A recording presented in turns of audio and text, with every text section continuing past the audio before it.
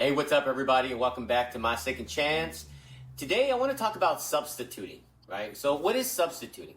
So, substituting is when you quit alcohol or any other substance, right? But you replace your alcohol habit with something else like soda, candy, chips, a gallon of orange juice, or whatever it is that you consume when or if you suddenly get a craving for alcohol, all right? So, look, quick disclaimer.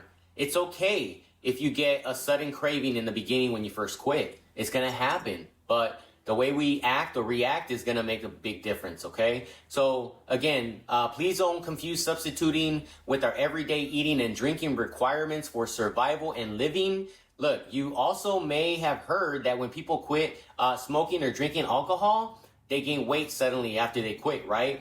Well, I can assure you that weight gain is not a side effect of quitting alcohol. All right. As a matter of fact, when you quit drinking alcohol, you actually lose a significant amount of weight in a healthy way too, right? So look, alcohol has a ton of empty calories or carbs and a ton of sugar, right? So again, do not substitute. So if you normally drink 1 or 2 sodas a day, don't all of a sudden start drinking 4 or 5 a day, right? If you find yourself snacking, be sure to eat healthy snacks, right? When all else fails, drink a tall glass of ice cold water or sparkling water. I'm telling you, that helps, right? And also, please don't go buy a non-alcoholic beer. There's no need for that. If you're trying to trick your brain by not drinking that stuff, then you're probably using willpower and, will probably give in as well eventually and start drinking again, right? And when this happens, we usually tend to drink even more to make up for lost time, it seems like, right? So again, look, this also applies to activities and even certain friends, right? So for example, if you enjoy shooting darts or playing billiards with your friends every week at the local pub,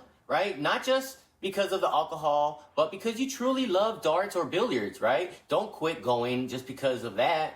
But if the only thing that you have in common with the people you go with is alcohol, or if your game has consistently gotten worse and worse over time because you're drinking more now than when you first started playing, then you might want to find a new hobby or new friends, right?